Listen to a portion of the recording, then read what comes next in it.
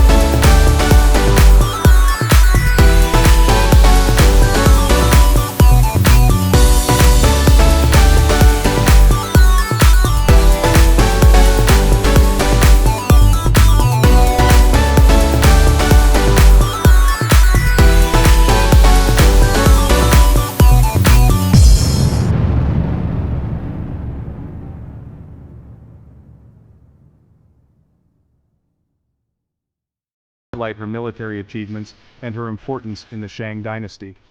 Hu Hao's story shows us that women have always been strong and important throughout history. Her legacy continues to inspire and remind us of the significant roles women have played in shaping our world.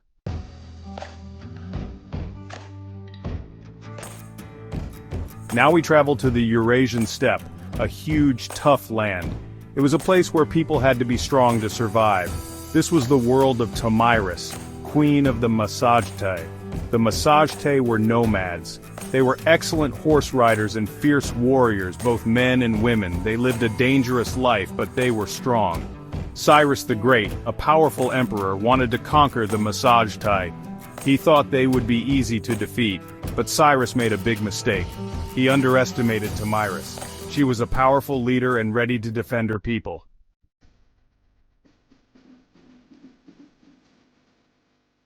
The year is 60 AD. The Roman Empire controlled much of the world, including Britain. The Celtic tribes of Britain didn't like Roman rule. They wanted to be free. Boudica, queen of the Iceni tribe, was a strong and proud woman. She had long red hair and a fiery spirit. When Boudica's husband died, the Romans took her land and hurt her daughters. The Romans made a big mistake by angering Boudica. The Iceni and other tribes rebelled against the Romans. They attacked and burned Roman cities. The Romans were surprised by how fiercely the Britons fought. The Roman governor Paulinus gathered his army to fight Boudica. They met at a place near Watling Street. Boudica's army was bigger, but the Romans were better organized. The Britons fought bravely, but they lost the battle.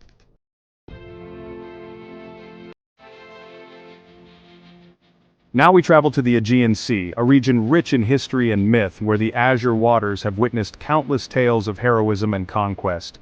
This is the backdrop for our story about one of the most fascinating figures of ancient times. Persia, ruled by the mighty king Xerxes, was a vast and powerful empire stretching from the Indus Valley to the Aegean Sea.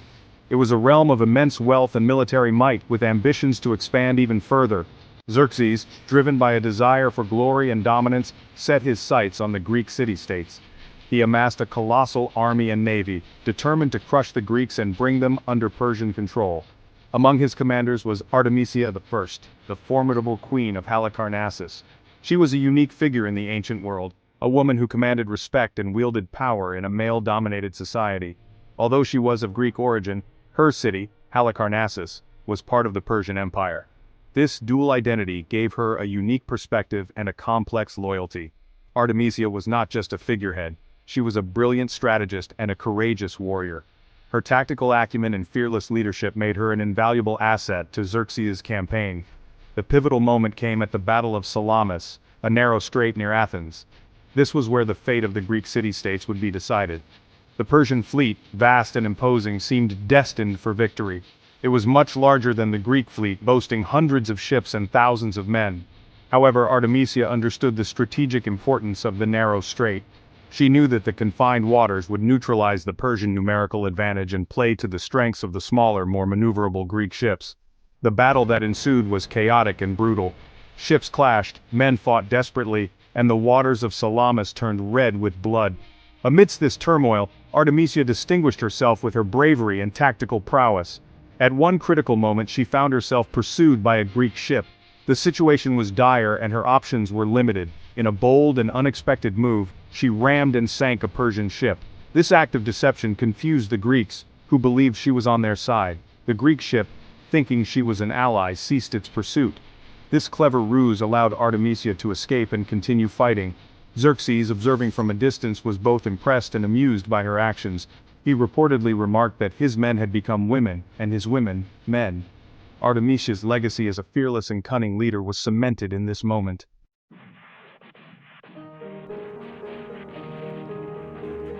We've traveled through time, meeting amazing warrior women from various eras. These women were brave, strong, and determined. They fought fiercely for what they believed in.